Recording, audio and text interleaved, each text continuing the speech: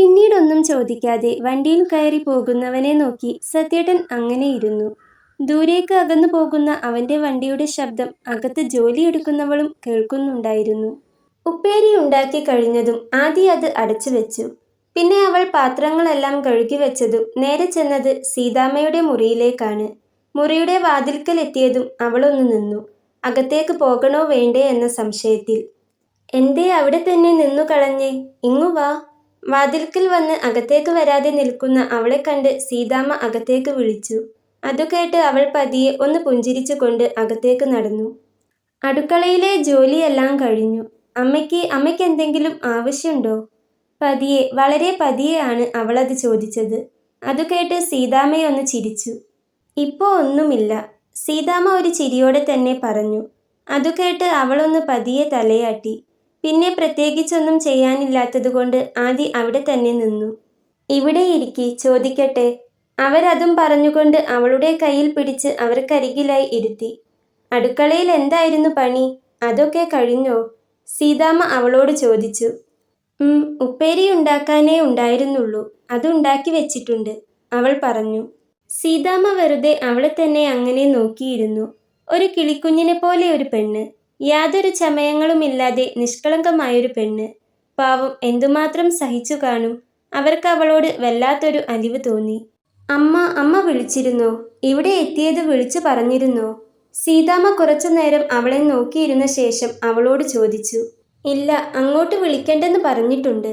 പറയുമ്പോൾ അവൾക്ക് എന്തോ വല്ലായ്മ തോന്നിയിരുന്നു. എങ്കിലും പറയാതിരിക്കാൻ അവൾക്ക് തോന്നിയില്ല. കാരണം രാവിലെ തൻ്റെ അമ്മ പറഞ്ഞതെല്ലാം അബിയോടും കൂടിയാണ്. കാര്യങ്ങളെല്ലാം അവനും മനസ്സിലായിട്ടുണ്ട്. അതുകൊണ്ട് തന്നെ അവൾക്കൊന്നും മറച്ചു വെക്കാൻ തോന്നിയില്ല. കാര്യങ്ങളെല്ലാം അമ്മയ്ക്കറിയാം. മോളിപ്പോ അതൊന്നും ആലോചിക്കേണ്ട. തൽക്കാലം അവന്റെ കയ്യിൽ നിന്നും രക്ഷപ്പെട്ടല്ലോ, അത്രയും സമാധാനം. അമ്മ സത്യേട്ടനെ വിളിക്കുമെന്നാണോ പറഞ്ഞേ? സീതാമ്മ അവളുടെ കയ്യിലൂടെ ഒന്ന് തലോടിക്കൊണ്ട് അവളോട് പറഞ്ഞു. അവർക്ക് അവളുടെ സംസാരം കേൾക്കുമ്പോൾ എന്താണെന്നറിയില്ല, വീണ്ടും സങ്കടം തോന്നി. അമ്മയെക്കുറിച്ചാണ് ചിന്തകൾ മുഴുവൻ. അവിടെ എന്തായി കാണുമെന്ന് ആലോചിച്ച് ഒരു സമാധാനവും കിട്ടുന്നില്ല. എന്നാലും ഇവിടുത്തെ അമ്മയുടെ സംസാരം കേൾക്കുമ്പോൾ ചെറിയൊരു ആശ്വാസം തോന്നുന്നുണ്ട്. എങ്കിലും പൂർണ്ണമായി ആശ്വസിക്കാനായിട്ടില്ല. കുറച്ചു ദിവസം നിൽക്കുമ്പോൾ അറിയാം എന്തായിരിക്കും ഇവിടുത്തെ അവസ്ഥയെന്ന്. പക്ഷേ അതൊന്നുമല്ല ഇപ്പോഴത്തെ ചിന്ത. അമ്മയൊന്ന് വിളിച്ചാൽ മതിയായിരുന്നു, എങ്കിൽ കുറച്ചൊന്ന് സമാധാനമായേനെ, അവൾ ഓർത്തു. ഞാൻ എന്താ വിളിക്കേണ്ടത്? കുറച്ചു നേരത്തിനു ശേഷം അവൾ സീതാമ്മയോട് ചോദിച്ചു. അപ്പോഴാണ് തൻ്റെ മുഖത്തേക്ക് തന്നെ നോക്കിയിരിക്കുന്ന സീതാമ്മയെ അവൾ കാണുന്നത്. അത്ര നേരം അവർ അവളെ തന്നെ അങ്ങനെ നോക്കിയിരിക്കുകയായിരുന്നു. അവളുടെ ചോദ്യം കേട്ട് സീതാമ്മയൊന്ന് ചിരിച്ചു. സീതയെന്ന എൻ്റെ പേര്. പക്ഷേ മോള് നേരത്തെ എന്താ വിളിച്ചേ? അമ്മയെന്നല്ലേ? അമ്മയെന്നോ സീതാമ്മയെന്നോ മോൾക്ക് ഇഷ്ടമുള്ളത് എന്താണെന്ന് വെച്ചാ വിളിച്ചോ? സീതാമ്മ അവളെ നോക്കി ഒരു പുഞ്ചിരിയോടെ തന്നെ പറഞ്ഞു. അതു കേട്ട് ആദിയും ഒന്ന് പുഞ്ചിരിച്ചു. പെട്ടെന്നാണ് പുറത്തു നിന്നും ഒരു ബൈക്കിന്റെ ശബ്ദം കേട്ടത്. അവൻ വന്നല്ലോ. അവന്റെ വണ്ടിയുടെ ശബ്ദം മനസ്സിലായെന്നോണം സീതാമ്മ പറഞ്ഞു. അവൾ വേഗം അമ്മയ്ക്കരികിൽ നിന്നും എഴുന്നേറ്റു. അപ്പോഴേക്കും അബിയുടെയും സത്യേട്ടന്റെയും സംസാരം കേട്ടു തുടങ്ങിയിരുന്നു. സീതാമ്മയുടെ മുറിയുടെ മുൻപിലൂടെ കയ്യിൽ ഒരു കവറും പിടിച്ച് അടുക്കളയിലേക്ക് നടന്നു പോകുന്ന അബിയെ കണ്ട് ആദ്യം ഒന്ന് സീതാമ്മയെ നോക്കി. ഞാനിപ്പോ വരാം സീതാമ്മേ. സീതാമ്മയെ നോക്കി അവൾ പറഞ്ഞതും സീതാമ്മ അവളെ നോക്കി തലയാട്ടി. ശേഷം അവൾ മുറിക്ക് പുറത്തേക്കിറങ്ങി. അടുക്കളയിലേക്ക് ചെല്ലുമ്പോൾ അബി കൊണ്ടുവന്ന കവറിലെ സാധനങ്ങൾ പാത്രത്തിലേക്ക് മാറ്റുന്നതാണ് ആദി കാണുന്നത്. അവൾ വേഗം അവനരികിലേക്ക് ചെന്നു. പുറകിൽ ആളനക്കം അറിഞ്ഞ് അബി ഒന്ന് തിരിഞ്ഞു നോക്കി. ഉച്ചയായില്ലേ, അതുകൊണ്ട് ഹോട്ടലിൽ നിന്ന് കറി വാങ്ങി, അബി അവളെ നോക്കി പറഞ്ഞു. അതിന് അവളൊന്ന് മൂളി. പപ്പടം കാച്ചിയിരുന്നോ? അവൻ അവളോട് ചോദിച്ചു. ഇല്ല, പറഞ്ഞില്ലായിരുന്നല്ലോ. പറഞ്ഞിരുന്നെങ്കിൽ ഞാൻ ചെയ്തേനെ, അവൾ അബിയോട് പറഞ്ഞു. ഞാൻ പറയാൻ മറന്നുപോയി. സാരമില്ല, ഞാൻ ചെയ്തോളാം. അബി അത് പറയുമ്പോൾ അവൾക്ക് അത്ഭുതമായിരുന്നു. ഇങ്ങോട്ട് വരുമ്പോൾ താൻ വിചാരിച്ചിരുന്നത് ഇവിടെയുള്ളവർ തന്നെ ഒരു ജോലിക്കാരിയായി മാത്രമേ കാണുകയുള്ളൂ എന്നാണ്. എന്നാൽ അതിൽ നിന്നും ഏറെ വ്യത്യസ്തമായാണ് ഇവിടെയുള്ളവർ തന്നോട് പെരുമാറുന്നതെന്ന് അവൾക്ക് തോന്നി. വേണ്ട, ഞാൻ ചെയ്യാം. പപ്പടം എവിടെയാണ് വെച്ചിരിക്കുന്നതെന്ന് പറഞ്ഞാൽ മതി, ആദി അവനോട് പറഞ്ഞു. അതു കേട്ട് അബി അവളെയൊന്ന് നോക്കി. പിന്നെ നേർത്തൊരു ചിരിയോടെ അബി പറഞ്ഞു. ദേ, ആ പച്ച അടുപ്പുള്ള പാത്രത്തിലുണ്ട്. അവൾ ചെന്ന് അവൻ ചൂണ്ടിക്കാണിച്ച പാത്രം തുറന്നു നോക്കി. അതിൽ വേറെയും എന്തൊക്കെയോ സാധനങ്ങളുണ്ട്. അതിനിടയിൽ നിന്നും പൊട്ടിച്ച ഒരു പപ്പടത്തിന്റെ പാക്കറ്റ് കിട്ടി. ജോലിക്ക് വന്ന വീടായതുകൊണ്ട് തന്നെ സ്വന്തം വീട്ടിൽ പെരുമാറുന്നത് പോലെ പറ്റില്ലല്ലോ. അതിൽ എത്ര എണ്ണം എടുക്കണം എന്നോർത്ത് അവൾക്ക് സംശയം തോന്നി. എത്ര എണ്ണം വേണം? അവൾക്ക് അവനോട് സംസാരിക്കാൻ എന്തോ വല്ലാത്തൊരു മടിയുണ്ടായിരുന്നു. എങ്കിലും അവൾ പതിയെ ചോദിച്ചു. അവളുടെ ആ ചോദ്യം കേട്ട് അബി വീണ്ടും അവളെ ഒന്ന് തിരിഞ്ഞു നോക്കി. അതിൽ എത്ര എണ്ണമുണ്ട്? അവൻ അവളോട് ചോദിച്ചു. അതു കേട്ട് അവൾ വേഗം പാക്കറ്റിൽ എത്ര പപ്പടമുണ്ടെന്ന് എണ്ണി നോക്കി. 8 എണ്ണമുണ്ട്. അവൾ അവന് മറുപടി കൊടുത്തു. ആ, എന്നാൽ അത് മുഴുവനും അങ്ങെടുത്തോ.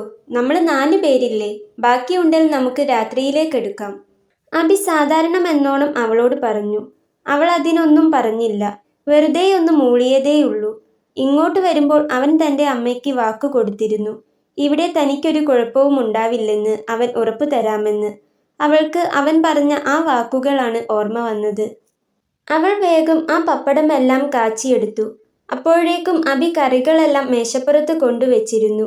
ചിക്കൻ കറിയും മീൻകറിയും അവൻ വാങ്ങിയിരുന്നു. പിന്നെ രാവിലെ വെച്ച സാമ്പാറുമുണ്ട്. കൂട്ടത്തിൽ അവൾ വെച്ച ബീട്രൂട്ട് ഉപ്പേരി കൂടി അവൻ അവിടെ കൊണ്ടുവച്ചിട്ടുണ്ട്. പിന്നെ അവൻ വീണ്ടും അടുക്കളയിലേക്ക് തന്നെ വന്നു. ഒരു പ്ലേറ്റിലേക്ക് അവൾ കാച്ചിയെടുത്ത പപ്പടമെല്ലാം ഇട്ടുവച്ചിരുന്നു. അത് അവൻ ചൂട് കുറഞ്ഞെന്ന് നോക്കി ഒരു അടപ്പുള്ള പാത്രത്തിലേക്ക് ഇട്ടുവച്ചു. അതുമെടുത്ത് ഹാളിലേക്ക് നടക്കുന്നതിനിടയിൽ അവൻ അവളോട് പറഞ്ഞു. ചോറ് ഞാൻ ആ കാസറോളിൽ വിളമ്പി വെച്ചിട്ടുണ്ട്. അതൊന്ന് ഇങ്ങോട്ടെടുത്തോ. അവനത് പറഞ്ഞതും അവൾ വേഗം ആ പാത്രവും എടുത്ത് അവന് പിന്നാലെ ഹാളിലേക്ക് നടന്നു. സത്യേട്ടാ, വാ, ചോറ് കഴിക്കാം. അബി ഉമ്മറത്തിരിക്കുന്ന സത്യേട്ടനെ ചെന്ന് വിളിച്ചു. ആ, കഴിക്കാനായോ? സത്യേട്ടൻ അതും ചോദിച്ചുകൊണ്ട് വായിച്ചുകൊണ്ടിരുന്ന ന്യൂസ് പേപ്പർ മടക്കി വെച്ചു. സമയം ഇപ്പോൾ തന്നെ ഒത്തിരിയായി, പറഞ്ഞുകൊണ്ട് അബി ഹാളിലേക്ക് നടന്നു. സത്യേട്ടന് വേണ്ടതെല്ലാം പ്ലേറ്റിലേക്ക് വിളമ്പിയത് അബി തന്നെയാണ്. നീയും കൂടി ഇരിക്കെ അബി. അമ്മ കഴിച്ചോ? കസേരയിലേക്ക് ഇരിക്കുമ്പോൾ സത്യേട്ടൻ ചോദിച്ചു. ഇല്ല, അമ്മയ്ക്ക് കൊടുക്കണം. അമ്മ മുറിയിൽ നിന്നാ കഴിക്കാറ്, അബി പറഞ്ഞു. അമ്മയ്ക്ക് ഞാൻ കൊടുത്തോളാം. ആദി അത് പറഞ്ഞുകൊണ്ട് വേഗം ഒരു പ്ലേറ്റ് എടുത്ത് അതിലേക്ക് ചോറും ഉപ്പേരിയും എല്ലാം വിളമ്പി. അമ്മ മീനും ചിക്കനും എല്ലാം കഴിക്കുമോ? കറികൾ പ്ലേറ്റിലേക്ക് വിളമ്പുന്നതിന് മുൻപ് ആദി അബിയോട് ചോദിച്ചു.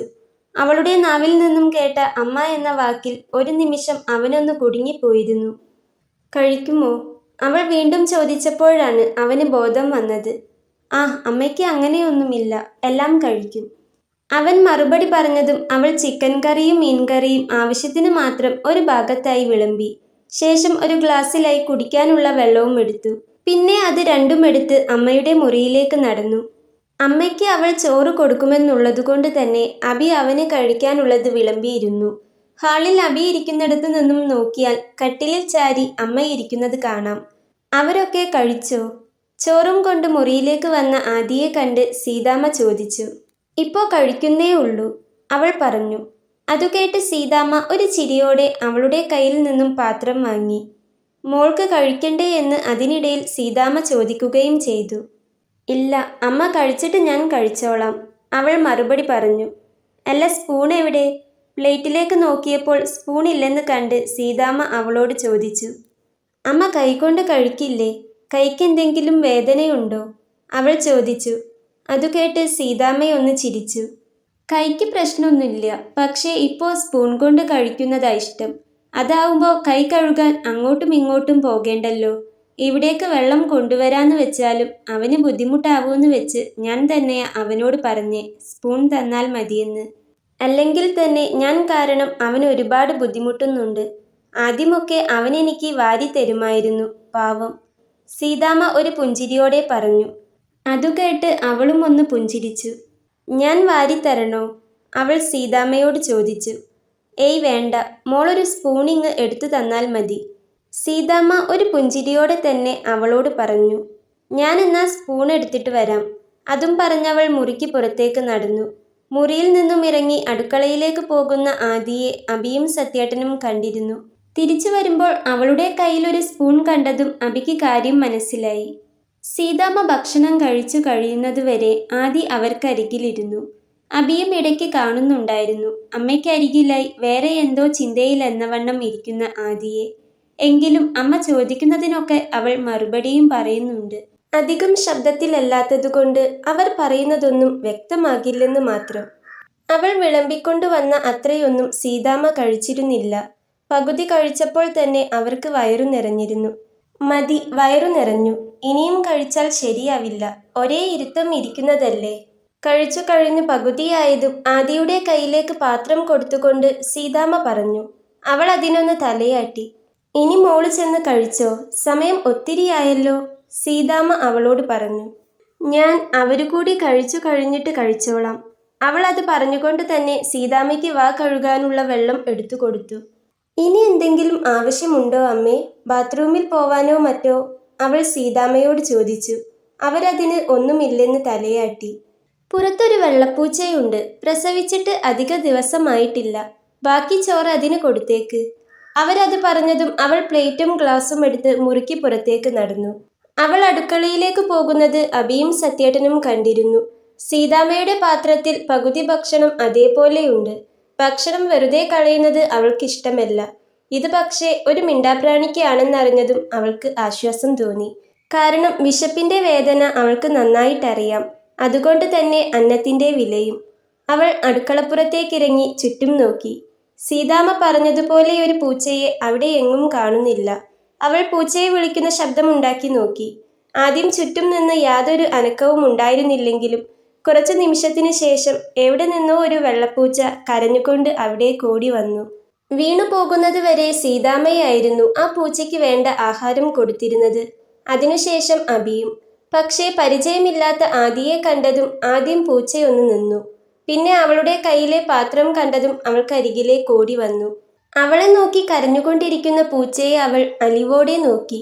അവിടെ ചുറ്റിലും പഴയ പാത്രമൊന്നും കാണാതെ വന്നതും അവൾ അവിടെ പറമ്പിലുണ്ടായിരുന്ന ഉപ്പൂത്തിയുടെ മരത്തിൽ നിന്നും നല്ലൊരു ഇല നോക്കി പറിച്ചുകൊണ്ട് വന്ന് ചോറും കറികളുമെല്ലാം കൂടി കൂട്ടിക്കുഴച്ച് അതിലേക്ക് വിളമ്പി.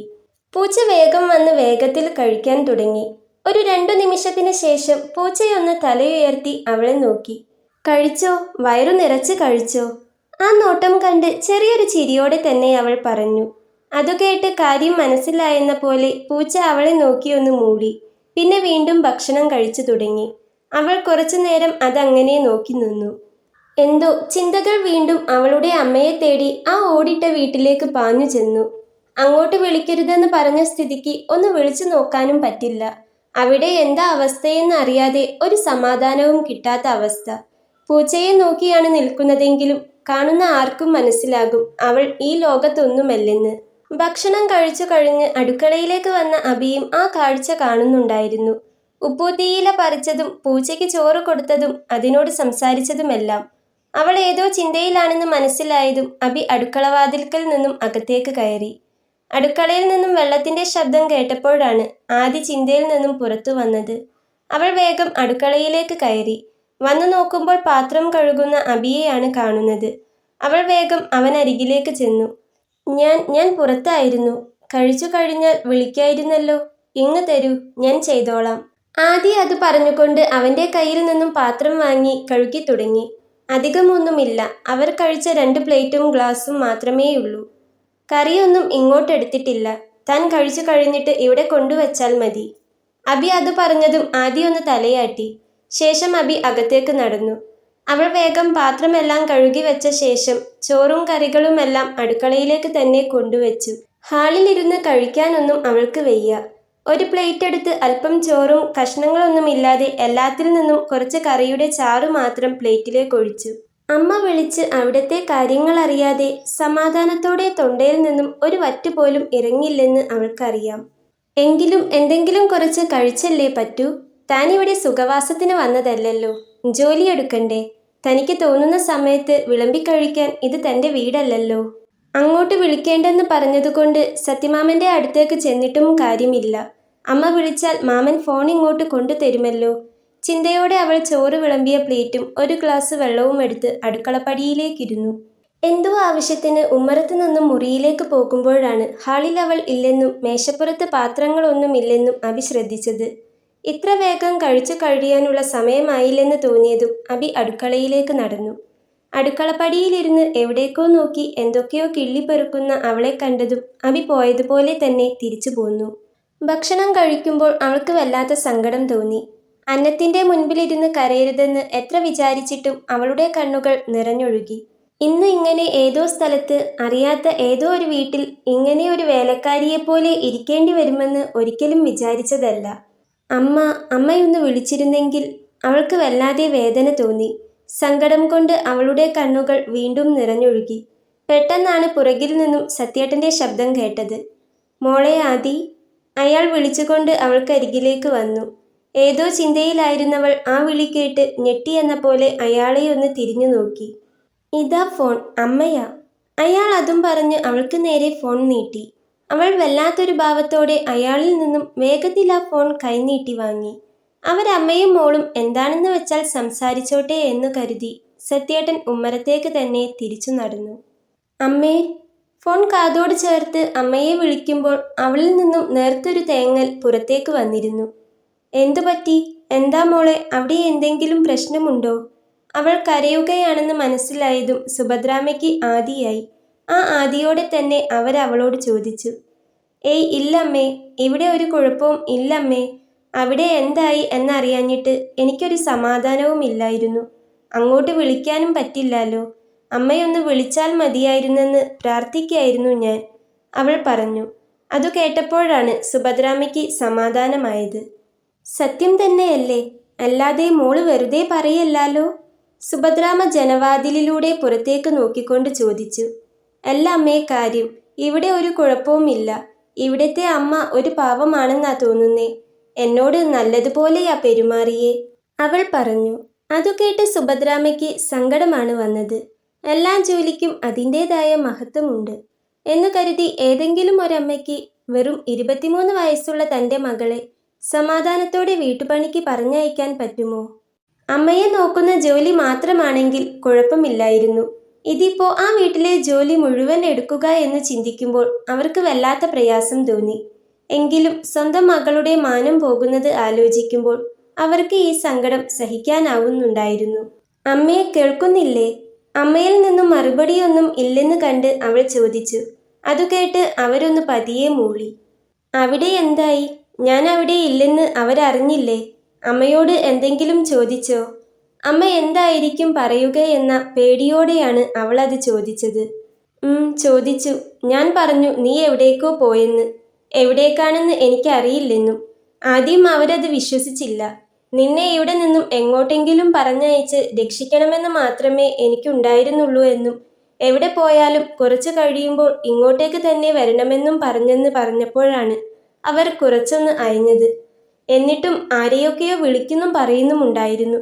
എന്തായാലും മോളൊന്ന് സൂക്ഷിക്കണം. അധികം പുറത്തേക്കൊന്നും ഇറങ്ങേണ്ട, സുഭദ്രാമ്മ അവളോട് പറഞ്ഞു. അവരമ്മയെ എന്തെങ്കിലും ചെയ്തോ? അത് ചോദിക്കുമ്പോൾ ഇടറുന്ന സ്വരത്തോടൊപ്പം അവളുടെ കണ്ണുകളും നിറഞ്ഞൊഴുകിയിരുന്നു. ഏയ് ഇല്ല, അമ്മയെ അവരൊന്നും ചെയ്തിട്ടില്ല. അതിനുള്ള ധൈര്യം ആ സമയം അവർക്കില്ലായിരുന്നു. എന്നെ എന്തെങ്കിലും ചെയ്താൽ വെട്ടിനുറുക്കുമെന്ന് പറഞ്ഞ് ആ വാക്കത്തി കൂടി ഞാൻ കയ്യിൽ പിടിച്ചിരുന്നു. അതുകൊണ്ടാകണം അവർ അച്ഛനും മോനും എന്നോട് അടുക്കാൻ പേടി തോന്നിയത്.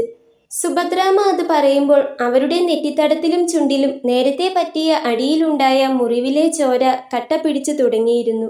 അവരുടെ വാക്കുകൾ കേട്ട് ആശ്വസിക്കാനോ ആശ്വസിക്കാതിരിക്കാനോ പറ്റുന്നൊരു അവസ്ഥയിലായിരുന്നില്ല അവൾ.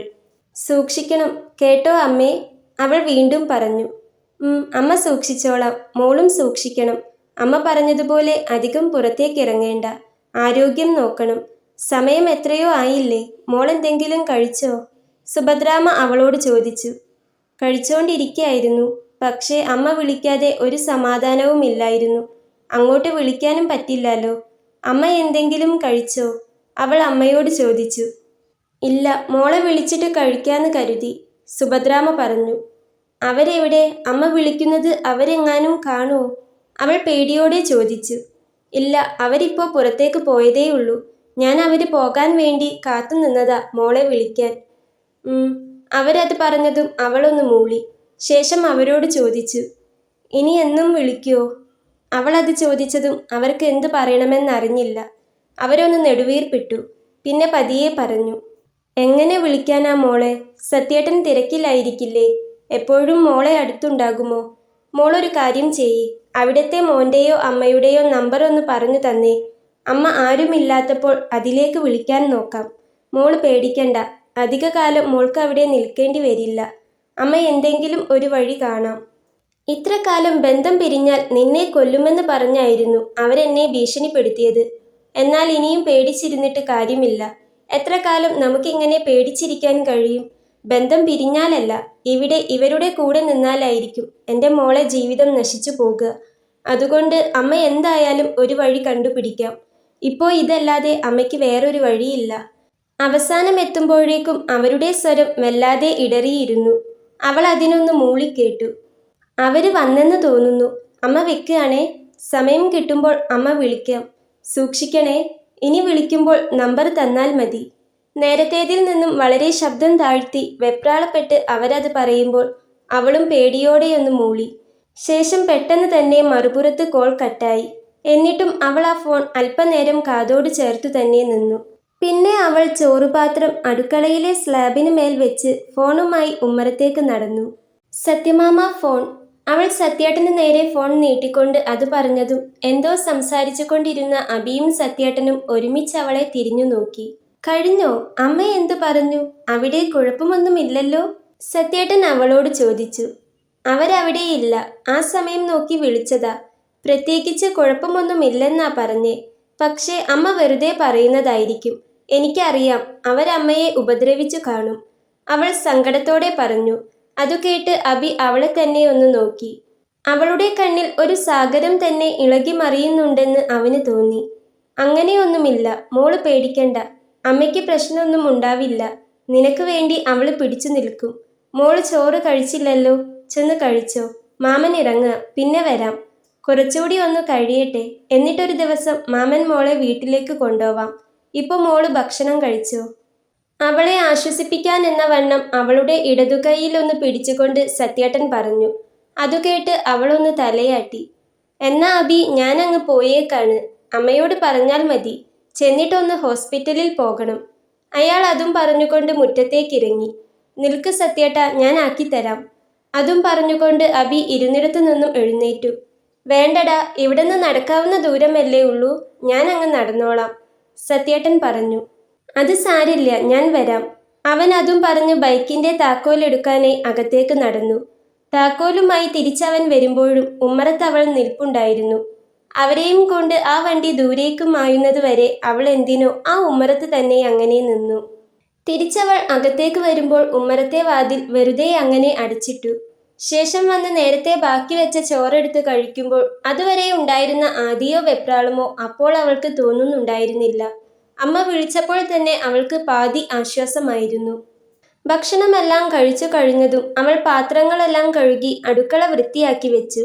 ശേഷം അടുക്കളവാതിൽ അടച്ച ശേഷം സീതാമ്മയ്ക്കരികിലേക്ക് ചെല്ലുമ്പോഴാണ് അബി അവിടേക്ക് വരുന്നത്. ഞാനൊന്ന് പുറത്തു പോവാണ്, അമ്മയെ നോക്കിക്കോണം. അവൻ അത് പറഞ്ഞതും അവൾ തലയാട്ടി. അവളുടെ തലയാട്ടൽ കണ്ടതും പിന്നെ അവനൊന്നും പറയാതെ തിരിഞ്ഞു നടന്നു. പോകുന്നതിനിടയിൽ അമ്മയെ നോക്കി പോയിട്ട് വരാമെന്ന് പറയാനും അവൻ മറന്നിരുന്നില്ല. പോകുമ്പോൾ അവൻ തന്നെ ഉമ്മറത്തെ വാതിൽ അടച്ചിരുന്നു. അവൻ പോയതും അവൾ നേരെ സീതാമ്മയുടെ മുറിയിലേക്ക് നടന്നു. ഭക്ഷണം കഴിച്ചോ മോളെ? മുറിയിലേക്ക് കയറി വന്ന അവളെ കണ്ട് സീതാമ്മ ചോദിച്ചു. ഉവ്, ഇപ്പൊ കഴിച്ചേ ഉള്ളൂ, ആദി മറുപടി പറഞ്ഞു. അമ്മയ്ക്ക് എന്തെങ്കിലും ആവശ്യമുണ്ടോ? അവൾ ചോദിച്ചു. അതിന് ഒന്നുമില്ലെന്ന് സീതാമ്മ ഒരു ചിരിയോടെ തന്നെ തലയാട്ടി. അമ്മയുടെ തുണി എന്തെങ്കിലും അലക്കാനുണ്ടോ? പിന്നെ അതും ചോദിച്ചുകൊണ്ട് അവൾ ബാത്റൂമിന്റെ വാതിൽ തുറന്ന് അകത്തേക്കൊന്ന് തലയിട്ടു നോക്കി. സീതാമ്മയുടെ ഒരു നൈറ്റിയും അടിപ്പാവാടയും അലക്കാനുള്ളത് ഹാങ്ങറിൽ കിടപ്പുണ്ട്. അലക്കി വിരിച്ചതുപോലെ അടിവസ്ത്രങ്ങൾ അവിടെ വിരിച്ചിട്ടിട്ടുണ്ട്. ഇത് രണ്ടും മാത്രമേ ഉള്ളൂ? മറ്റേത് അലക്കിയതാണോ? നൈറ്റിയും അടിപ്പാവാടയും കയ്യിലെടുത്ത് മുറിയിലേക്ക് വന്നുകൊണ്ട് ആദി സീതാമ്മയോട് ചോദിച്ചു. ആ, ഇത് രണ്ടും മാത്രമേ ഉള്ളൂ. മറ്റേത് ഞാൻ തന്നെ അങ്ങ് നനച്ചിടും. അല്ലെങ്കിൽ പിന്നെ അവൻ അതും കൊണ്ടുപോയങ്ങ് അലക്കും. ആദ്യം 2 നേരം കുളിച്ചിരുന്നവളാ ഞാൻ. വീണതിൽ പിന്നെ എന്നും കുളിക്കാറില്ല. എവിടെയും പോകുന്നില്ലല്ലോ, വെറുതെ ഇങ്ങനെ ഈ കട്ടിലിൽ കിടക്കല്ലേ. എന്നാലും ദിവസവും ഡ്രസ്സ് മാറ്റണം, അല്ലെങ്കിൽ വല്ലാത്തൊരു ഏനക്കേടാ, സീതാമ്മ അവളോട് പറഞ്ഞു. എന്തെങ്കിലും ഒന്ന് സംസാരിച്ചാൽ അതിനു പുറകിലായി ഓരോന്നോരോന്ന് പറഞ്ഞുകൊണ്ടിരിക്കുന്ന സീതാമ്മയെ ഒരു നിമിഷം അവളൊന്ന് കണ്ണുമിഴിച്ചു നോക്കി നിന്നുപോയി. അവരുടെ സംസാരം കൊണ്ടായിരിക്കണം അവൾക്ക് അവരോട് വല്ലാത്തൊരു അടുപ്പം തോന്നിത്തുടങ്ങുന്നുണ്ടായിരുന്നു. യശോദയില്ലേ, നിന്റെ മാമി? അവള് 2-3 ദിവസം വീട്ടിലും വന്നിരുന്നു. കാല് നനയാതെ കുളിക്കാൻ അവള് സഹായിച്ചിരുന്നു. നാളെ ഒന്ന് കുളിക്കണം. മോള് അമ്മയെ ഒന്ന് സഹായിക്കണം കേട്ടോ. സീതാമ്മ അവളോട് പറഞ്ഞതും അവൾ അതിന് നേർത്തൊരു പുഞ്ചിരിയോടെ തന്നെ തലയാട്ടി. കുറച്ചു മുൻപ് വീട്ടിൽ നിന്ന് അമ്മ വിളിച്ചിരുന്നു. സത്യമാമന്റെ ഫോണിലേക്കാ വിളിച്ചത്. എപ്പോഴും മാമനെ വിളിക്കാൻ പറ്റില്ലല്ലോ. അതുകൊണ്ട് അമ്മയുടെ നമ്പറോ അല്ലെങ്കിൽ ആളുടെ നമ്പറോ ഒന്ന് തരാൻ പറഞ്ഞിട്ടുണ്ട്. തിരക്കില്ല, ഇനി വിളിക്കുമ്പോഴേക്കും പറഞ്ഞു തന്നാൽ മതി. ആദ്യം അത് പറഞ്ഞതും സീതാമ്മയും ഒന്ന് ചിരിച്ചു. ആ, അത് 2 പേരുടേതും തരാം, എൻ്റേത് പ്രത്യേകിച്ച്. അതാവുമ്പോൾ എപ്പോൾ വിളിച്ചാലും നിന്നെ കിട്ടുമല്ലോ. എന്നിട്ട് അമ്മ എന്തു പറഞ്ഞു? അവിടെ കുഴപ്പമൊന്നുമില്ലല്ലോ? സീതാമ്മ അവളോട് ചോദിച്ചു. ഇല്ലെന്നാ പറഞ്ഞത്. അതെന്നെ സമാധാനിപ്പിക്കാൻ വേണ്ടി വെറുതെ പറഞ്ഞതാവും. ആലോചിക്കുമ്പോൾ തന്നെ എനിക്ക് പേടിയാവുക. അവൾ അത് പറഞ്ഞതും സീതാമ്മ അവളുടെ കയ്യിലൊന്ന് പിടിച്ചു. സാരമില്ല, പേടിക്കണ്ട, മോള് ധൈര്യമായിട്ടിരിക്കെ. അരുതാത്തതൊന്നും സംഭവിക്കില്ല. സീതാമ്മ അവളെ ആശ്വസിപ്പിക്കാനെന്നവണ്ണം പറഞ്ഞു. മോൾക്ക് അവൻ്റെ പേരറിയില്ലേ? സീതാമ്മ ചിരിയോടെയാണ് അവളോട് അത് ചോദിച്ചത്. അതു കേട്ടതും ആദ്യം അവളൊന്നും പറയാതെ അവരെ നോക്കിയൊന്ന് ചിരിച്ചെന്ന് വരുത്തി. അത് സത്യമാമ എന്തോ ഒന്ന് പറഞ്ഞിരുന്നു. എനിക്ക് ഓർമ്മയില്ല, മറന്നുപോയി. അവളൊരു ചമ്മലോടെ തന്നെ സീതാമ്മയോട് പറഞ്ഞു. അഭിഷേക്, അതാ അവൻ്റെ പേര്. അഭി എന്ന എല്ലാവരും വിളിക്കുക. സീതാമ്മ അവൾക്ക് പറഞ്ഞു കൊടുത്തു. ഞാൻ എന്താ വിളിക്കേണ്ടത്? ആദ്യ സീതാമ്മയോട് തന്നെ അത് ചോദിച്ചു. പ്രായത്തിന് മൂത്തതല്ലേ, അതുകൊണ്ട് ഏട്ടാ എന്ന് തന്നെ വിളിച്ചോ, സീതാമ്മ അവളോട് പറഞ്ഞു. അതിന് അവർക്ക് നേരെയും അവളൊന്ന് തലയാട്ടി. അല്ല, മോളിതൊക്കെ പിടിച്ച് എങ്ങോട്ടാ? ഇപ്പോൾ അലക്കാൻ പോവാണോ? സീതാമ്മയുടെ വസ്ത്രങ്ങളും പിടിച്ചു നിൽക്കുന്ന ആദിയെ കണ്ട് അവർ ചോദിച്ചു. ആ, ഞാനിതൊന്ന് അലക്കിയേച്ചും വേഗം വരാം, ആദി സീതാമ്മയോട് പറഞ്ഞു. ഇന്നിപ്പോ ഇത് അലക്കണോ? നാളെ അലക്കാം. യാത്രയൊക്കെ ചെയ്തു വന്നതല്ലേ, മോൾക്ക് നല്ല ക്ഷീണമുണ്ടാകും. സീതാമ്മ അവളെ നോക്കി അത് പറയുമ്പോൾ അവൾ അവരെ നോക്കിയൊന്ന് വെറുതെ പുഞ്ചിരിച്ചതേയുള്ളൂ. എനിക്ക് ക്ഷീണമൊന്നുമില്ല, വെറുതെ ഇരിക്കുമ്പോൾ എന്തോ പോലെ തോന്നുക. ഞാൻ ചെന്ന് ഇത് അലക്കിയിട്ട് വരാം. എന്തേലും ആവശ്യമുണ്ടെൽ വിളിച്ചാൽ മതി. അവൾ അതും പറഞ്ഞ് മുറിക്ക് പുറത്തേക്ക് നടന്നതും പെട്ടെന്നൊന്ന് നിന്നു. അവിടെ എന്തെങ്കിലും അലക്കാനുണ്ടാകുമോ? അവൾ ചോദിച്ചു. അറിയില്ല, ഇന്ന് രാവിലെ മോളെ വിളിക്കാൻ വന്നതുകൊണ്ട് തന്നെ അലക്കാനുള്ള സമയമൊന്നും കിട്ടിക്കാണില്ല. മോള് ചെന്ന് ആ മുറിയിലൊന്ന് നോക്കിയേക്ക്, അല്ലെങ്കിൽ പുറത്തെ ബാത്റൂമിൽ കാണും, സീതാമ്മ അവളോട് പറഞ്ഞു. അവരത് പറഞ്ഞതും അവൾ പതിയെ അവൻ്റെ മുറിയിലേക്ക് നടന്നു. മുറിയുടെ വാതിൽ പാതി ചാരി വെച്ചിട്ടേ ഉള്ളൂ. അവൾ ആ വാതിൽ പതിയെ തുറന്നു അകത്തേക്ക് കയറി. ഒരു കട്ടിലും മലമാരയും പിന്നെ ചെറിയൊരു മേശയും കസേരയുമാണ് ആ മുറിയിലുള്ളത്. ബാത്റൂം അറ്റാച്ച്ഡ് അല്ല. അതുകൊണ്ട് തന്നെ അവളൊന്ന് ചുറ്റും നോക്കി. അപ്പോഴാണ് മുറിയുടെ ഒരു മൂലയ്ക്കലായി ഡ്രസ് ബിൻ കണ്ടത്. അവൾ ചെന്ന് അത് തുറന്നു നോക്കി. പക്ഷേ അതിൽ ഡ്രസ്സൊന്നും ഉണ്ടായിരുന്നില്ല. അതുകൊണ്ട് തന്നെ അവൾ പിന്നെ അവിടെ നിന്ന് കളിക്കാതെ വേഗം മുറിക്ക് പുറത്തേക്കിറങ്ങി. ബാത്റൂമിൽ ചെന്ന് നോക്കിയപ്പോൾ അവിടെയും ഡ്രസ്സൊന്നും കണ്ടില്ല. നേരത്തെ താൻ കുളിക്കാൻ ചെന്നപ്പോഴും ഡ്രസ്സൊന്നും ഉണ്ടായിരുന്നില്ലെന്ന് അവൾ ഓർത്തു. പുറത്തൊന്നാകെയൊന്ന് നോക്കിയപ്പോൾ അയലിലൊരു ഭാഗത്തായി അവൻ്റെ ഡ്രസ്സുകൾ കിടക്കുന്നത് കണ്ടു. അതെടുക്കുന്നതിൻ്റെ കൂട്ടത്തിൽ അവൾ നേരത്തെ അഴിച്ചിട്ട ഡ്രസ്സും കൂടി എടുത്ത് അലക്കുകല്ലിനരികിലേക്ക് ചെന്നു. അലക്കുകല്ലിനോട് ചേർന്ന് തന്നെ പൈപ്പുമുണ്ട്. അതുകൊണ്ട് തന്നെ വെള്ളം കോരേണ്ടി വന്നില്ല. ആദ്യം സീതാമ്മയുടെയും അഭിയുടെയും ഡ്രസ്സാണ് അലക്കിയത്. അത് അലക്കി വിരിച്ച ശേഷം അവൾ അവളുടെ വസ്ത്രങ്ങൾ കൂടി അലക്കി വിരിച്ചു. പിന്നെ ചെന്ന് വീടിനകമെല്ലാം അടിച്ചു വാരി. അതിനുശേഷം മുറ്റം കൂടി അടിച്ചു വാരി വൃത്തിയാക്കിയതും അവൾക്ക് വല്ലാത്തൊരു സുഖം തോന്നി. അവൾ കൈയും കാലും മുഖവുമെല്ലാം കഴുകിയ ശേഷം അകത്തേക്ക് ചെന്നു. അലക്കിയതുകൊണ്ട് ഡ്രസ്സൊന്ന് നനഞ്ഞിട്ടുണ്ട്. അവൾ കൊണ്ടുവന്ന ബാഗിൽ നിന്നും മാറ്റിയെടുക്കാനുള്ള ഡ്രസ്സും എടുത്ത് പുറത്തേക്കിറങ്ങി. മേലു മാത്രം കഴുകാൻ നിന്നില്ല. ഷവറിന് താഴെ അല്പനേരം അങ്ങനെ നിന്നു. തലയിലൂടെ തണുത്ത വെള്ളം ഒലിച്ചിറങ്ങിയപ്പോൾ തന്നെ അവൾക്ക് സമാധാനം തോന്നി. അവൾ അകത്തേക്ക് വരുമ്പോൾ സീതാമ്മ കണ്ണടച്ചു കിടക്കുകയാണ്. ഉറങ്ങുകയാണെന്ന് മനസ്സിലായതും അവൾ വിളിച്ചുണർത്താനും പോയില്ല. ക്ലോക്കിലേക്ക് നോക്കുമ്പോൾ സമയം 5:30 സീതാമ്മ വിളിച്ചാൽ അറിയില്ലെന്നതുകൊണ്ട് തന്നെ അവൾ മുറിയിൽ തന്നെ ഇരുന്നു. മുറിയിലെ ജനവാതിൽ തുറന്നിട്ടിട്ടുണ്ട്. അവൾ അതിലൂടെ മെല്ലെ പുറത്തേക്ക് നോക്കിയപ്പോൾ ഒരു നിമിഷം അവളുടെ കണ്ണുകൾ ഒന്ന് വിടർന്നു. കണ്ണെത്താ ദൂരത്തോളം നീണ്ടുകിടക്കുന്ന നെൽപ്പാടമാണ്. അതിനു പിറകിൽ നിറഞ്ഞു നിൽക്കുന്ന നെല്ലിയാമ്പതി മലനിരകൾ. സൂര്യൻ പതിയെ വിടവാങ്ങാനുള്ള ഒരുക്കത്തിലാണ്. അതുകൊണ്ട് തന്നെ മാനം മുഴുവൻ അന്തിച്ചോപ്പ് കൊണ്ട് നിറഞ്ഞിട്ടുണ്ട്. കിളികളെല്ലാം കൂടണയാനായി ദൂരേക്ക് പറന്നകലുന്നുണ്ട്. ഏതോ ചിത്രകാരന്റെ കരവിരുതിൽ വിരിഞ്ഞ മനോഹരമായൊരു ചിത്രം പോലൊരു കാഴ്ച. ഇത്ര നേരം ഈ മുറിയിൽ ഉണ്ടായിരുന്നിട്ടും ഇങ്ങനെയൊരു കാഴ്ച താൻ ശ്രദ്ധിച്ചില്ലല്ലോ എന്ന് അവൾ ഓർത്തു. അതിന് ഇത്ര നേരവും തൻ്റെ മനസ്സ് ഇവിടെയൊന്നും ആയിരുന്നില്ലല്ലോ. അമ്മ വിളിച്ചപ്പോഴാണ് കുറച്ചെങ്കിലും ഒന്ന് സമാധാനമായത്. അതുവരെയും തീച്ചൂളയിൽ നിൽക്കുന്നത് പോലെയായിരുന്നു തൻ്റെ അവസ്ഥ. കണ്ണിന് കുളിർമയേകുന്ന കാഴ്ചയിൽ നിന്നും മനസ്സ് വീണ്ടും വെപ്രാളപ്പെടാൻ തുടങ്ങിയിരുന്നു. അമ്മയെക്കുറിച്ച് ഓർത്തതും കണ്ണുകൾ വീണ്ടും നിറഞ്ഞു വന്നു.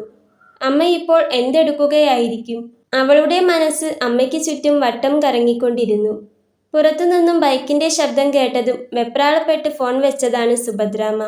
ഫോണിൽ നിന്നും സത്യേട്ടന്റെ നമ്പറിലേക്ക് വിളിച്ച കോളും ഡിലീറ്റ് ആക്കിയിരുന്നു. വാതിലിൽ അമർത്തിയുള്ള തട്ട് കേട്ടതും കഴുത്തടിയിലും നെറ്റിയിലും പൊടിഞ്ഞ വിയർപ്പ് തോളിൽ കിടന്ന തോർത്തുകൊണ്ട് ഒപ്പിയെടുത്ത ശേഷം ഒന്നും സംഭവിച്ചിട്ടില്ലാത്തതുപോലെ ചെന്നു വാതിൽ തുറന്നു. വാതിൽ തുറന്നതും കണ്ടു മൂക്കറ്റം കുടിച്ച് ബോധമില്ലാതെ ആടിക്കൊഴിഞ്ഞു നിൽക്കുന്ന അവരുടെ രണ്ടാം ഭർത്താവെന്ന് പറയുന്ന ആളുടെ മകനെ. ആദർശ് എന്നാണവന്റെ പേര്. കണ്ണുകൾ രണ്ടും രക്തത്തുള്ളികൾ പോലെ ചുവന്നു കിടക്കുന്നുണ്ട്. കണ്ടാൽ തന്നെ പേടിയാകും. വാതിൽ തുറന്നതും അവൻ സുഭദ്രാമ്മയെ ഒന്ന് അമർത്തി നോക്കി മുന്നോട്ട് നടന്നതും പിന്നെയൊന്ന് നിന്നു. ഞാൻ അവസാനമായി നിങ്ങളോട് ചോദിക്കുക, എവിടെയാ തള്ളേ നിങ്ങൾ അവളെ കൊണ്ടുപോയി പാർപ്പിച്ചിരിക്കുന്നേ? മര്യാദയ്ക്ക് സത്യം തുറന്നു പറഞ്ഞോ, അതാ നിങ്ങൾക്കും അവൾക്കും നല്ലത്. ആദർശ് അവർക്കരികിലേക്ക് വന്ന് വല്ലാത്തൊരു ഭാവത്തോടെ ചോദിച്ചു. ഞാൻ സത്യം തന്നെയാ പറഞ്ഞേ. അവൾ എവിടെയാണെന്ന് എനിക്കറിയില്ല. ഇവിടെ നിന്ന് എങ്ങനെയെങ്കിലും അവളെ രക്ഷപ്പെടുത്തണമെന്ന് മാത്രമേ എനിക്കുണ്ടായിരുന്നുള്ളൂ. അതിനിടയിൽ എങ്ങോട്ടാണ് പറഞ്ഞയക്കേണ്ടത് എന്നൊന്നും ചിന്തിച്ചില്ല. എവിടെ പോയാലും ഇതെല്ലാം തണുക്കുമ്പോൾ ഇങ്ങോട്ട് തന്നെ വന്നേക്കണമെന്നും പറഞ്ഞു. അല്ലേലും നിങ്ങളുടെ ഇടയിൽ ജീവിക്കുന്നതിനേക്കാളും നല്ലത് വേറെ എവിടെയെങ്കിലും പോയി അലയുന്നത് തന്നെയാ. സുഭദ്രാമ്മ ഒരു കിതപ്പോടെ പറഞ്ഞു നിർത്തി. അവർ പറഞ്ഞതു കേട്ട് ആദർശ് അവരെ ഒന്ന് തറപ്പിച്ചു നോക്കി. ഞാനിത് വിശ്വസിച്ചെന്ന് നിങ്ങൾ കരുതണ്ട. നിങ്ങളറിയാതെ അവൾ എവിടെയും പോകില്ലെന്ന് എനിക്കറിയാം. മര്യാദയ്ക്ക് അവളെ ഇവിടെ തന്നെ കൊണ്ടുവരുന്നതാ നിങ്ങൾക്ക് നല്ലത്. അവൻ കത്തുന്ന കണ്ണുകളോടെ അവരോട് പറഞ്ഞു. അതുകേട്ട് സുഭദ്രാമ്മ അവനെ ഒന്ന് സൂക്ഷിച്ചു നോക്കി. അവരുടെ നോട്ടം കണ്ട് അവൻ ഒന്നുകൂടി അവരുടെ അടുത്തേക്ക് നീങ്ങി. മദ്യത്തിന്റെ ലഹരിയിൽ നിൽക്കുന്ന അവനപ്പോൾ സ്വബോധമുണ്ടായിരുന്നില്ല. അവന്റെ ചിന്തകളെയും പ്രവൃത്തികളെയും ആ സമയം ഭരിച്ചിരുന്നത് മദ്യമായിരുന്നു. ഞാൻ പറഞ്ഞത് കേട്ടല്ലോ. എത്രയും പെട്ടെന്ന്, പറ്റിയാൽ നാളെയെങ്കിൽ നാളെ അവൾ ഇവിടെ എത്തിയിരിക്കണം. ഇല്ലെങ്കിൽ... അവരുടെ കവിളിൽ കുത്തിപ്പിടിച്ചുകൊണ്ട് അവൻ അത് പറയുമ്പോൾ അതിലൊരു ഭീഷണിയുടെ സ്വരമുണ്ടായിരുന്നു. സുഭദ്രാമ്മയൊരു പേടിയോടെ അവനെ തന്നെ നോക്കി. അപ്പോഴാണ് സുഭദ്രാമ്മയുടെ ഭർത്താവും ആദർശിന്റെ അച്ഛനുമായ ദിവാകരൻ അവിടേക്ക് വരുന്നത്. ഭാര്യയുടെ കവിളിൽ കുത്തിപ്പിടിച്ച് ദേഷ്യത്തോടെ നിൽക്കുന്ന തൻ്റെ മകനെ കണ്ട അയാൾ ഒരു നിമിഷം ഒന്ന് നിന്നുപോയി. സുഭദ്രാമ്മയുടെ കണ്ണുകൾ നിറഞ്ഞൊഴുകുന്നുണ്ടായിരുന്നു. എങ്കിലും അയാൾ അത് കണ്ടില്ലെന്ന് നടിച്ച് അകത്തേക്ക് നടക്കാൻ ഒരുങ്ങിയതും ആദർശ് ദേഷ്യത്തിൽ അവൻ്റെ കൈ പിൻവലിച്ചിരുന്നു. ശേഷം അവൻ ആരെയും നോക്കാതെ ദേഷ്യത്തിൽ മുറിയിലേക്ക് നടന്നു. ആ പോകുന്ന പോക്കിൽ മേശപ്പുറത്തുണ്ടായിരുന്ന ചില്ലുഗ്ലാസ് എറിഞ്ഞുടയ്ക്കാനും അവൻ മറന്നിരുന്നില്ല. സുഭദ്രാമ്മ വല്ലാത്തൊരു ഭാവത്തോടെ അയാളെ നോക്കി. അതിൽ ദേഷ്യമാണോ, സങ്കടമാണോ, ദയനീയതയാണോ, പേടിയാണോ, ഇനി അയാളെ വിവാഹം ചെയ്തതിലുള്ള കുറ്റബോധമാണോ എന്നൊന്നും അറിയില്ല. പക്ഷെ അവരുടെ ആ നോട്ടം കണ്ടതും അയാളുടെ മുഖത്ത് നിറഞ്ഞത് ഒരു തരം പുച്ഛമാണ്. ഇതിൻ്റെയൊക്കെ വല്ല ആവശ്യമുണ്ടോ? ആ പെണ്ണ് എവിടെയാണെന്ന് വെച്ചാ അതിനെ ഇങ്ങ് കൂട്ടിക്കൊണ്ടു പോര്. വെറുതെ ആ ചെക്കൻ്റെ കൈ മെനക്കെടുത്തേണ്ട. ഒരു പുച്ഛച്ചിരിയോടെ ദിവാകരൻ അത് പറയുമ്പോൾ സുഭദ്രാമ്മ അയാളിൽ നിന്നും ദേഷ്യത്തിൽ മുഖം തിരിച്ചിരുന്നു. ഈ പറഞ്ഞ വർത്തമാനത്തിന് അയാളോട് എങ്ങനെ മറുപടി പറഞ്ഞാലും മതിയാകില്ല. മാത്രവുമല്ല അയാൾ അത് അർഹിക്കുന്നുമില്ല എന്ന നല്ല ബോധം സുഭദ്രാമ്മയ്ക്കുണ്ടായിരുന്നു. എങ്കിലും ഇനിയും ഇതിങ്ങനെ കണ്ടില്ലെന്നും കേട്ടില്ലെന്നും വെച്ച് നടക്കാനാവില്ല. എത്രയും പെട്ടെന്നൊരു തീരുമാനമുണ്ടാക്കണം. സുഭദ്രാമ്മ മനസ്സിൽ ഉറപ്പിച്ചിരുന്നു. വൈകിട്ട് പുറത്തുപോയി വീട്ടിലേക്ക് വന്നതായിരുന്നു അബി. മുറ്റത്തേക്ക് എത്തുമ്പോൾ തന്നെ കാണുന്നത് ഉമ്മറത്ത് നിന്നും വിളക്കെടുത്ത് അകത്തേക്ക് പോകുന്ന ആദിയെയാണ്. അവൻ അവിടെയാകെയൊന്ന് നോക്കി. മുറ്റത്തെ തുളസിത്തറയിൽ തെളിഞ്ഞു കത്തുന്ന ദീപം, സൈഡിലെ അയലിലായി സന്ധ്യാകാറ്റത്ത് ആടിക്കളിക്കുന്ന അലക്കി വിരിച്ച തൻ്റെയും അമ്മയുടെയും വസ്ത്രങ്ങൾ, തൊട്ടടുത്ത് തന്നെ അവളുടെ വസ്ത്രങ്ങളുമുണ്ട്. അമ്മ വീണതിൽ പിന്നെ ഇത്തരം കാഴ്ചകളൊക്കെ അന്യമാണ്. ഒരാഴ്ചയ്ക്ക് ശേഷം ഇങ്ങനെ കാണുമ്പോൾ അമ്മ എഴുന്നേറ്റ് വന്നതുപോലെ തോന്നുന്നു. അതുകൊണ്ടാണോ എന്തോ അവൻ അറിയാതെ തന്നെ അവൻ്റെ ചുണ്ടിലൊരു പുഞ്ചിരി വിരിഞ്ഞിരുന്നു. ആ ചിരിയോടെ തന്നെയാണ് അവൻ അകത്തേക്ക് കയറിയതും. ചന്ദനത്തിരിയുടെ ഗന്ധമാണ് അവൻ്റെ മൂക്കിലേക്ക് ഇടിച്ചു കയറിയത്. പൂജാമുറിയിലും ചെറിയ വിളക്ക് തെളിഞ്ഞു കത്തുന്നുണ്ട്. ആകെ മൊത്തം വല്ലാത്തൊരു സമാധാനം, ശാന്തത ഇതൊക്കെയും തോന്നുന്നുണ്ടായിരുന്നു അവനപ്പോൾ. അവൻ കയ്യിൽ കരുതിയിരുന്ന കവറും കൊണ്ട് അടുക്കളയിലേക്ക് നടന്നു. അവൻ്റെ ബൈക്കിൻ്റെ ശബ്ദം കേട്ടതുകൊണ്ട് തന്നെ വൈകുന്നേരത്തെ കാപ്പിയിടാൻ തുടങ്ങിയിരുന്നു അവൾ. നേരത്തെ കാപ്പി എടുക്കട്ടെ എന്ന് ചോദിച്ചപ്പോൾ സീതാമ്മ തന്നെയാണ് പറഞ്ഞത്, അബി കൂടി വന്നിട്ട് കുടിക്കാമെന്ന്. ചായയ്ക്ക് വാങ്ങിയതാ. അതും പറഞ്ഞുകൊണ്ട് കയ്യിലെ കവർ അടുക്കളയിലെ സ്ലാബിന് മുകളിലേക്ക് വെച്ചു. അവളൊന്ന് തിരിഞ്ഞു നോക്കി തലയാട്ടി. അവൻ പിന്നെ അവിടെ നിന്നില്ല. അവൻ നേരെ ചെന്നത് അമ്മയ്ക്ക് അരികിലേക്കാണ്. കാപ്പി ഇട്ട ശേഷം അവൻ കൊണ്ടുവച്ച കവർ തുറന്നു നോക്കി. അതിൽ 3 പഴംപൊരിയും 3 ഉള്ളിവടയും ഉണ്ട്. തനിക്കും കൂടി ചേർത്താണ് അത് എന്ന് അവൻ പറയാതെ തന്നെ അവൾക്ക് മനസ്സിലായി. അത് അവൾ ഒരു പാത്രത്തിലേക്ക് എടുത്തിട്ടു. ശേഷം അവൾ 2 ഗ്ലാസ്സിലേക്ക് കാപ്പി കൂടി ഒഴിച്ചെടുത്തു. കാപ്പി ആയതുകൊണ്ട് തന്നെ മധുരത്തിന് ശർക്കരയാണ് ചേർത്തത്. ആ 2 ഗ്ലാസും എടുത്ത് ഹാളിലേക്ക് നടക്കുമ്പോൾ അവൾ കണ്ടിരുന്നു അമ്മയുടെ മുറിയിലിരിക്കുന്ന അബിയെ. അവൾ അതും കൊണ്ട് അമ്മയുടെ മുറിയിലേക്ക് ചെന്നു. അമ്മയും മകനും വൈകിട്ട് ഒരുമിച്ചിരുന്ന് ചായ കുടിച്ചാണ് ശീലം. മോൾക്ക് കുടിക്കണ്ടേ? ആദി സീതാമ്മയുടെ കയ്യിലേക്ക് കാപ്പി വെച്ച് കൊടുക്കുമ്പോൾ സീതാമ്മ അവളോട് ചോദിച്ചു. ഞാൻ കുടിച്ചോളാം, കടി ഇങ്ങോട്ടെടുത്താൽ മതിയോ? അബിയുടെ കയ്യിലേക്ക് കാപ്പി നീട്ടിക്കൊണ്ട് അവൾ അത് ചോദിച്ചത് അബിയോടാണ്. അവൻ അതിനൊന്ന് തലയാട്ടിയതും അവൾ വേഗം അടുക്കളയിലേക്ക് പോയിരുന്നു. ഒരു പ്ലേറ്റിൽ തന്നെയാണ് പഴംപൊരിയും ഉള്ളിവടയും വെച്ചത്. കൊണ്ടുവന്നതെല്ലാം അതേപോലെ തന്നെ പ്ലേറ്റിൽ വെച്ചിട്ടുണ്ട്. അവൾ അത് മുറിയിലെ മേശപ്പുറത്ത് വെച്ച ശേഷം വീണ്ടും അടുക്കളയിലേക്ക് തന്നെ ചെന്നു. പാവം, അതൊരു നല്ല കുട്ടിയാടാ. എല്ലാം നമ്മൾ പറയാതെ തന്നെ ചോദിച്ചറിഞ്ഞു ചെയ്യുന്നുണ്ട്. സീതാമ്മ കാപ്പി കുടിക്കുന്നതിനിടയിൽ അബിയോട് അത് പറഞ്ഞതും അവനൊന്ന് മൂളി. ഈ നേരം കൊണ്ട് തന്നെ അമ്മയ്ക്ക് അവളെ നന്നായി ബോധിച്ചിട്ടുണ്ടെന്ന് അബിക്ക് തോന്നി. നാളെ ഒന്ന് കുളിക്കണമെന്ന് പറഞ്ഞിട്ടുണ്ട് ഞാൻ. സീതാമ്മ അത് പറഞ്ഞതും അവനൊന്ന് സീതാമ്മയെ തല ഉയർത്തി നോക്കി. നീ നാളെ ജോലിക്ക് പോകുന്നില്ലേ? സീതാമ്മ അവനോട് ചോദിച്ചു. പോകണം. ഇപ്പോൾ കുറച്ച് ദിവസമായില്ലേ ലീവ്? അമ്മയ്ക്കാണെങ്കിൽ കൂട്ടിന് അവളുണ്ടല്ലോ ഇപ്പോൾ. ഇനിയും ലീവ് എടുക്കാൻ പറ്റില്ല. അതുകൊണ്ട് നാളെ തന്നെ അങ്ങ് പോയേക്കാമെന്ന് വിചാരിക്കുക. എന്നാ അതിൻ്റെ മുന്നേ എന്നെ ഒന്ന് ബാത്റൂമിലേക്ക് ഇരുത്തി തന്നാൽ മതി. ബാക്കിയൊക്കെ അവൾ നോക്കിക്കോളും. എന്നെ പിടിച്ചു കൊണ്ടുപോയി ബാത്റൂമിൽ ഇരുത്തിക്കാനുള്ള കെൽപ്പൊന്നും അതിനില്ല. അബി അതിനൊന്ന് മൂളി. ചായ കുടിച്ചു കഴിഞ്ഞതും അബി കാലിയായ 2 ഗ്ലാസും പ്ലേറ്റും എടുത്ത് അടുക്കളയിലേക്ക് നടന്നു. അവിടെ അടുക്കളവാതിൽ ചാരി പുറത്തേക്ക് നോക്കി അവൾ നിൽപ്പുണ്ട്. പുറകിൽ ആളനക്കം അറിഞ്ഞതും അവളൊന്ന് തിരിഞ്ഞു നോക്കി. പ്ലേറ്റും ഗ്ലാസും പിടിച്ചു നിൽക്കുന്ന അബിയെ കണ്ടതും അവൾ വേഗം അവൻ്റെ കയ്യിൽ നിന്ന് പ്ലേറ്റും ഗ്ലാസും വാങ്ങി. നിനക്കും കൂടിയാ ഇത് വാങ്ങിയത്. ഇതിനി ആർക്കും വെക്കേണ്ട. അബി അത് പറഞ്ഞതും വീണ്ടും ആദ്യം മെല്ലെയൊന്ന് തലയാട്ടി. എന്തു പറഞ്ഞാലും തലയാട്ടുന്നവളെ കണ്ട് അബിക്ക് ചിരി വരുന്നുണ്ടായിരുന്നെങ്കിലും അവനത് പുറമേ കാണിച്ചില്ല. അന്നൊരു ദിവസം കൊണ്ട് തന്നെ ആവശ്യത്തിന് മാത്രമേ അവൾ സംസാരിക്കുന്നുള്ളൂ എന്ന് അബിക്ക് മനസ്സിലായിരുന്നു. അതുകൊണ്ട് തന്നെ അബി പിന്നെയൊന്നും പറയാതെ തിരിച്ചു നടന്നു. പ്ലേറ്റിൽ ഒരു പഴംപൊരിയും ഉള്ളിവടയും ഉണ്ട്. അവൾ ഒരു ഗ്ലാസ്സിൽ കാപ്പി കൂടി ഒഴിച്ച ശേഷം അതുമെടുത്ത് അടുക്കളപ്പടിയിലേക്കിരുന്നു. അമ്മ എന്താക്കുകയായിരിക്കും? ജോലിയെടുക്കുമ്പോഴും അല്ലാത്തപ്പോഴുമൊക്കെ അവളുടെ ചിന്ത അതായിരുന്നു. അല്ലെങ്കിലും തനിക്ക് ഓർക്കാൻ അതുമാത്രമല്ലേയുള്ളൂ. അവളുടെ കണ്ണുകൾ വീണ്ടും നിറഞ്ഞു തുടങ്ങി. അപ്പോൾ കരഞ്ഞുകൊണ്ട് ആ പൂച്ച വീണ്ടും അവളുടെ അടുത്തേക്ക് വന്നിരിക്കുന്നു. എന്താടി പെണ്ണേ, നിനക്ക് വേണോ? അവളൊരു ചിരിയോടെ അതും ചോദിച്ചുകൊണ്ട് ഉള്ളിവടയിൽ നിന്നും ചെറിയൊരു കഷ്ണം പൂച്ചയ്ക്ക് ഇട്ടുകൊടുത്തു. അത് അവളുടെ മുഖത്തേക്ക് നോക്കി എന്തോ ഒരു ശബ്ദമുണ്ടാക്കിക്കൊണ്ട് അതകത്താക്കി. ശേഷം വീണ്ടും അവളുടെ മുഖത്തേക്ക് നോക്കി എന്തോ പറഞ്ഞു. ഇനിയും വേണമെന്നോ? അവൾ അത് ചോദിച്ചുകൊണ്ട് വീണ്ടും പഴംപൊരിയുടെ ചെറിയൊരു കഷ്ണം കൂടി ആ പൂച്ചയ്ക്ക് ഇട്ടുകൊടുത്തു. നിനക്കിഷ്ടായോ? സ്വാദുണ്ടോ? അവൾ പൂച്ചയോട് വീണ്ടും ചോദിച്ചു. പൂച്ച അതിനെന്തോ അതിൻ്റെതായ ഭാഷയിൽ മറുപടി പറയുന്നുണ്ട്. നീയൊരു അമ്മയാണ്, നിനക്ക് കുഞ്ഞുങ്ങളൊക്കെയുണ്ടെന്ന് ഇവിടുത്തെ അമ്മ പറഞ്ഞല്ലോ. എന്നിട്ട് അവരൊക്കെ എവിടെ? നാളെ അവരെ എനിക്ക് കാണിച്ചു തരണം കേട്ടോ. അത് പറഞ്ഞുകൊണ്ട് അവൾ വീണ്ടും പൂച്ചയ്ക്ക് ഒരു കഷ്ണം കൂടി ഇട്ടുകൊടുത്തു. അതിനൊപ്പം തന്നെ അവളും കഴിക്കുന്നുണ്ട്. അവൾ പറഞ്ഞത് മനസ്സിലായിട്ടാണോ എന്തോ പൂച്ച അവളെ നോക്കിയൊന്ന് കണ്ണു ചിമ്മി. പിന്നെ ഒന്നുകൂടി അവൾക്കരികിലേക്കിരുന്നു. ഞാൻ കഴിക്കുമ്പോൾ നിനക്ക് ചോറ് തരാം കേട്ടോ. ദൂരേക്കൊന്നും പോകാതെ ഇവിടെ തന്നെ ഉണ്ടാകണേ, അവൾ ആ പൂച്ചയോട് പറഞ്ഞു. അവൾ ആരോടോ സംസാരിക്കുന്നത് പോലെ തോന്നിയതുകൊണ്ടാണ് ഉമ്മറത്തേക്ക് പോകാനൊരുങ്ങിയവൻ അടുക്കളയിലേക്ക് വന്ന് നോക്കിയത്. അപ്പോഴാണ് പൂച്ചയോട് എന്തൊക്കെയോ പറഞ്ഞുകൊണ്ടിരിക്കുന്ന അവളെ കണ്ടത്. അവൾ പറയുന്നതിനെല്ലാം അവളുടെ മുഖത്തേക്ക് നോക്കി ആ പൂച്ചയും എന്തൊക്കെയോ ശബ്ദം ഉണ്ടാക്കുന്നുണ്ട്. നിഷ്കളങ്കമായി സംസാരിക്കുന്ന അവളും പൂച്ചയും. അബി അറിയാതെ തന്നെ അവൻ്റെ ചുണ്ടിൽ ഒരു പുഞ്ചിരി വിരിഞ്ഞിരുന്നു. ആ ചിരിയോടെ തന്നെയാണ് അബി അവിടെ നിന്നും തിരിഞ്ഞു നടന്നത്. ഞാൻ നാളെ രാവിലെ ജോലിക്ക് പോകും.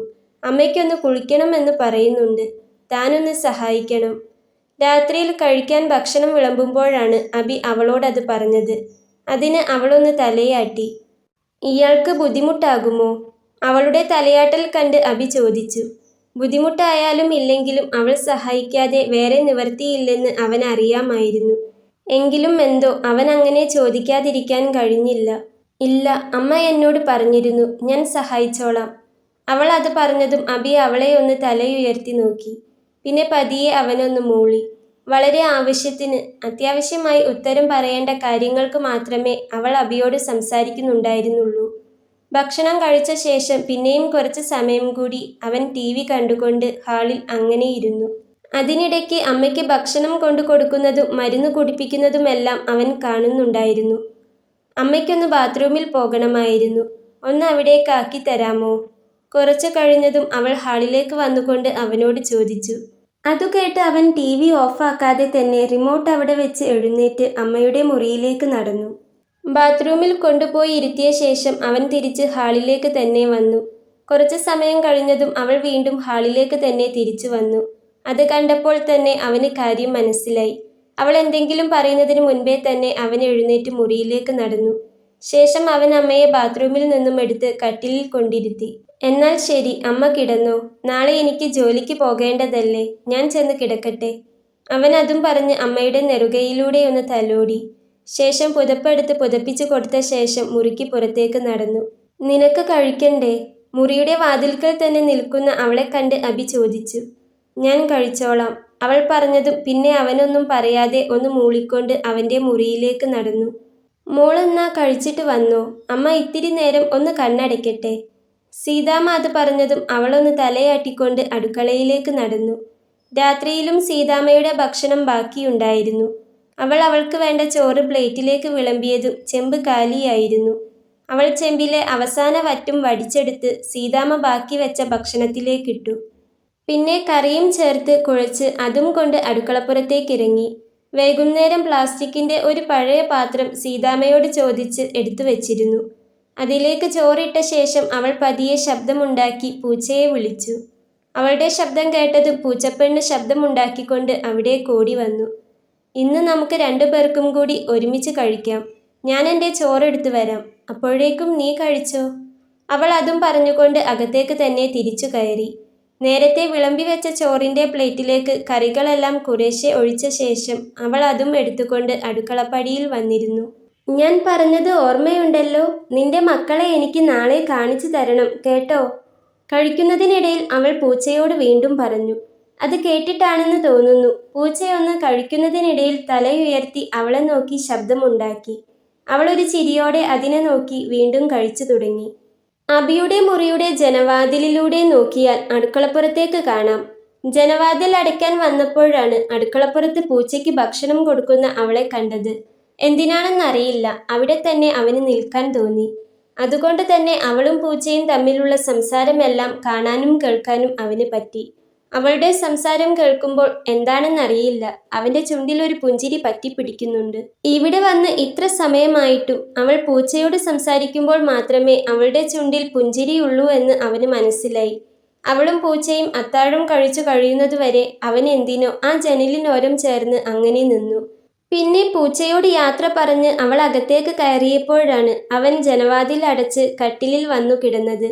അടുക്കളയിൽ നിന്നും പാത്രം കഴുകുന്ന ശബ്ദം കേൾക്കാം. അവന് പാത്രം കഴുകാൻ സഹായിക്കാൻ പോകണമെന്നൊക്കെയുണ്ട്. എങ്കിലും അത് അവൾക്കൊരു ബുദ്ധിമുട്ടാകും എന്നുള്ളതുകൊണ്ട് തന്നെ അവൻ അങ്ങനെ കിടന്നു. എന്നത്തെയും പോലെ ഇന്നും മനസ്സിനെ അലോസരപ്പെടുത്താനായി പഴയ ചിന്തകൾ കടന്നു വന്നതും അവൻ ഇറുക്കെ കണ്ണുകൾ അടച്ചു കളഞ്ഞു. കുറച്ചു കഴിഞ്ഞതും അടുക്കളയിലെ ശബ്ദം നിലച്ചെന്ന് തോന്നിയതും അവൻ പതിയെ കാതോർത്തു. അമ്മയുടെ മുറിയിൽ നിന്നും അവരുടെ സംസാരം വ്യക്തമായിട്ടല്ലെങ്കിലും ചെറുതായി കേൾക്കാം. അതിനർത്ഥം അവൾ അമ്മയുടെ മുറിയിൽ എത്തിയെന്നാണ്. അവൻ പതിയെ എഴുന്നേറ്റ് ഹാളിലേക്ക് ചെന്നു. ഉമ്മറത്തെയും ഹാളിലെയും ലൈറ്റ് അവൾ തന്നെ ഓഫ് ചെയ്തിട്ടുണ്ടായിരുന്നു. അടുക്കളവാതിലും ഉമ്മറവാതിലും അടച്ചെന്ന് ഉറപ്പാക്കി മുറിയിലേക്ക് തന്നെ അവൻ തിരിച്ചു വന്നു. രാവിലെ അങ്ങോട്ടും ഇങ്ങോട്ടും കുറച്ചധികം യാത്ര ചെയ്തതുകൊണ്ട് തന്നെ അവന് നല്ല ക്ഷീണം തോന്നുന്നുണ്ടായിരുന്നു.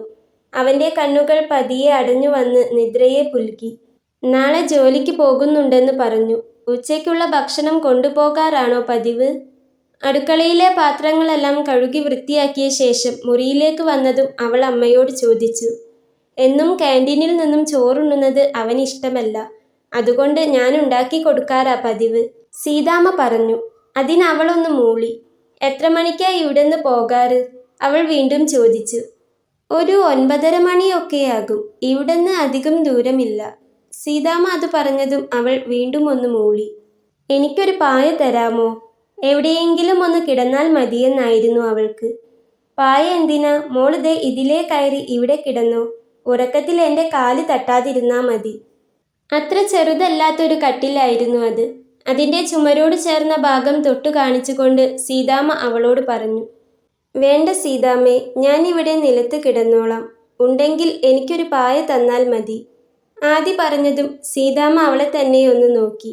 പിന്നെ പറഞ്ഞു. ദേ ആ അലമാരയ്ക്ക് പിറകിലുണ്ട്, എടുത്തോ. ചിലപ്പോൾ അതിൽ പൊടി കാണും. നന്നായിട്ടൊന്ന് തട്ടിക്കൊടഞ്ഞേക്ക്.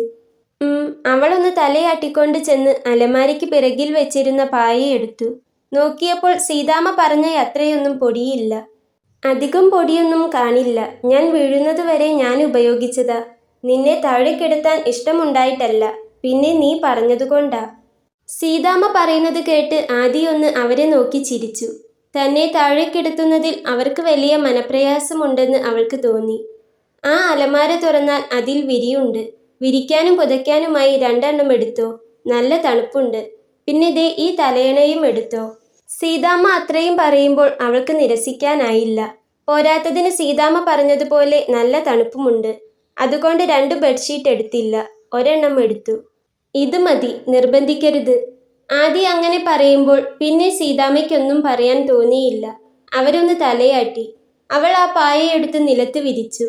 നേരത്തെ തന്നെ മുറിയുടെ വാതിൽ അകത്തു നിന്നും ലോക്ക് ചെയ്തിരുന്നു. ആരെയും വിശ്വസിക്കാൻ പാടില്ലാത്ത കാലമാണ്. എന്തെങ്കിലും ആവശ്യമുണ്ടെങ്കിൽ വിളിക്കണേ. സീതാമ്മ കൊടുത്ത തലയണ കൂടി പായയിലേക്ക് വെക്കുമ്പോൾ ആദി സീതാമ്മയോട് പറഞ്ഞു. അതിനവരൊന്ന് ചിരിച്ചുകൊണ്ട് അവളെ നോക്കി. ഉറങ്ങാൻ ശ്രമിച്ചെങ്കിലും നടക്കുന്നില്ല. മനസ്സ് നൂല് പൊട്ടിയ പട്ടം കണക്കെ അങ്ങനെ അലഞ്ഞു നടക്കുകയാണ്. ചിന്തകൾ അത്രയും അമ്മയെക്കുറിച്ചാണ്. ഓർക്കും തോറും നെഞ്ച് വിങ്ങിപ്പൊട്ടുന്നൊരവസ്ഥ. കണ്ണുകൾ നിറഞ്ഞൊഴുകുന്നുണ്ട്. അല്പസമയം അങ്ങനെ കിടന്നതും ക്ഷീണം കാരണം അവളുടെ കണ്ണുകളിലും പതിയെ ഉറക്കം വന്നു.